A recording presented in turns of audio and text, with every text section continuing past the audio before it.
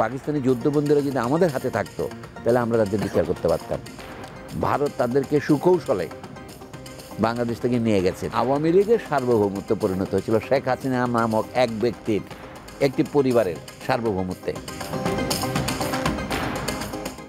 আওয়ামী লীগকে অপ্রাসঙ্গিক ঘোষণা করা এবং মুজিববাদী সংবিধানের কবর রচনা, এ বিষয়ে কিছু মন্তব্য করবেন কিনা? আচ্ছা, আওয়ামী লীগ তো অপ্রাসঙ্গিক হয়ে গেছে।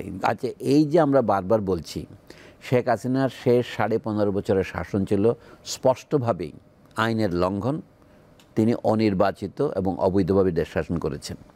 একটা উদাহরণ দিচ্ছি, তাহলে এই বছরকে তিনি নির্বাচিত হয়েছিলেন আওয়ামী লীগের নামেই তো, তাহলে তার পাপের দায় দল হিসেবে আওয়ামী লীগকে বহন করতে হবে না? আওয়ামী লীগ দল হিসেবে সেই দায় বহন যদি না করে, তাহলে বলতে গিয়ে শেখ হাসিনাকে আওয়ামী লীগের বিরুদ্ধে অভ্যুত্থান করে তার নেতা হয়েছিলেন, তারা তাকে মেনে নিয়েছিলেন। আসলে দেশের মানুষের সার্বভৌমত্ব আওয়ামী লীগের সার্বভৌমত্বে পরিণত হয়েছিল, এবং আওয়ামী লীগের সার্বভৌমত্ব পরিণত হয়েছিল শেখ হাসিনা নামক এক ব্যক্তির, একটি পরিবারের সার্বভৌমত্বে। তাহলে আপনি যদি সেইটাকে মেনেই নেন, তাকে যদি আপনি প্রাসঙ্গিক মনে করেন, তাহলে তার বিরুদ্ধে অভ্যুত্থান করলেন কেন? 1971-এ পাকিস্তান কি বাংলাদেশে অপ্রাসঙ্গিক হয়ে যায়নি? পাকিস্তানের হাতে আমাদের যে পাওনা বাকি রয়েছে সেটা এখনও আদায় হয়নি। ডক্টর মোহাম্মদ ইউনূস সঠিকভাবেই বলেছেন পাকিস্তানের প্রধানমন্ত্রীর সাথে সর্বশেষ সাক্ষাৎকারে যে 71-এর অমীমাংসিত সমস্যার তোমাদের সমাধান করতে হবে, মীমাংসা করতে হবে। যেমন তারা বাংলাদেশে গণহত্যার জন্য এখনও ক্ষমা প্রার্থনা করেনি, সেটা তাদের ঐতিহাসিকভাবে স্বীকার করতে হবে। 53 বছরে না হলেও 100 বছর হলেও স্বীকার করতে হবে। এবং বাংলাদেশের যে পাওনা আছে তাদের কাছে আন্তর্জাতিক লেনদেনের, সেটা তাদের শোধ করতে হবে। কথায় কথায় বললাম।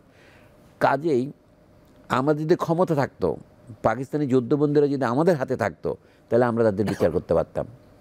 ভারত তাদেরকে সুকৌশলে বাংলাদেশ থেকে নিয়ে গেছে। তারা যেহেতু আমাদের মিত্র বাহিনীর সদস্য ছিল, নিয়ে তারা তাদেরকে তাদের রাজনৈতিক এবং কূটনৈতিক প্রয়োজনে তাদের ছেড়ে দিয়েছে। বাংলাদেশ তাদের বিচার করতে পারেনি। তো একইভাবে শেখ হাসিনা বাংলাদেশে বিচারকে প্রতিহত করার জন্যে এখন ভারতে পালিয়ে আছেন। ভারত কোন কারণে তাকে আশ্রয় দিয়েছে? আজকে শুনলাম তারা বলছে বাংলাদেশের সেনাবাহিনী শেখ হাসিনাকে আমাদের এখানে পাঠিয়েছে। আমি মনে করি এই প্রশ্নগুলোর মীমাংসা ইতিহাস দাবি করবে। সেই জন্য আওয়ামী লীগ অপ্রাসঙ্গিক হওয়ার মানে হচ্ছে, আমি যেভাবে বুঝি, যে আওয়ামী লীগ যে অপরাধের জন্যে দায়ী, আমি বলবো না যে আওয়ামী লীগের সবাই দায়ী, আওয়ামী লীগের যারা যারা দায়ী তাদেরকে চিহ্নিত করতে হবে এবং তাদেরকে তার জন্য তাদের প্রাপ্য বুঝিয়ে দিতে হবে।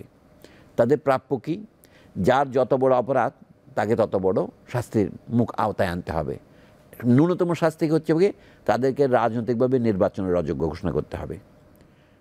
আমরা বলছি যে যুদ্ধাপরাধীদের বিচারের জন্য দাবি উঠেছিল না, যাবজ্জীবন কারাদণ্ডে জনগণ সন্তুষ্ট ছিল না, অন্তত তারা মৃত্যুদণ্ড দাবি করেছিল।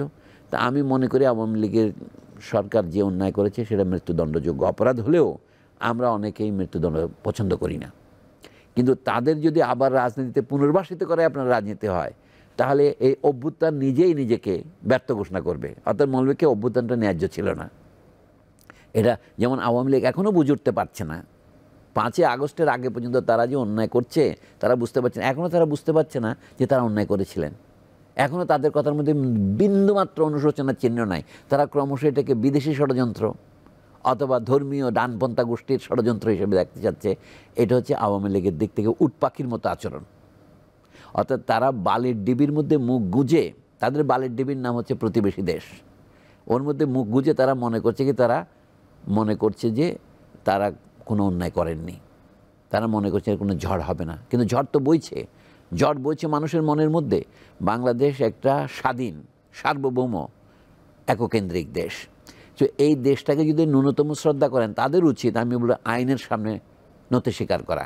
কারণ আওয়ামী লীগ আমলে বেগম খালেদা জিয়াকে যুদ্ধবন্দী রাখা হয়েছে, তাকে শাস্তি দেওয়া হয়েছিল। ডক্টর মোহাম্মদ ইউনূসকে শেষ পর্যায়ে 6 মাসের কারাদণ্ড দেওয়া হয়েছিল, জরিমানা করা হয়েছিল। ওরা তো পালিয়ে যায়নি, ওরা বিচারের কাছে আত্মসমর্পণ করেছিল, যদিও বা তারা জানতো এই বিচার ন্যায্য হচ্ছে না, যেটা পরবর্তীকালে কোর্ট প্রমাণ করেছে ওই বিচারটা সঠিক ছিল না। তাহলে আওয়ামী লীগের যদি সৎ সাহস থাকে, তারা যদি অপরাধ না করে থাকতো, তারা দেশ থেকে পালিয়ে গেল কেন? তাদের তো আদালতের মুখোমুখি হওয়া উচিত ছিল। কারণ ক্ষমতা, রাজনীতি হচ্ছে জোয়ার বাটার মতো, আজ ক্ষমতায় আছি তো কাল নাই।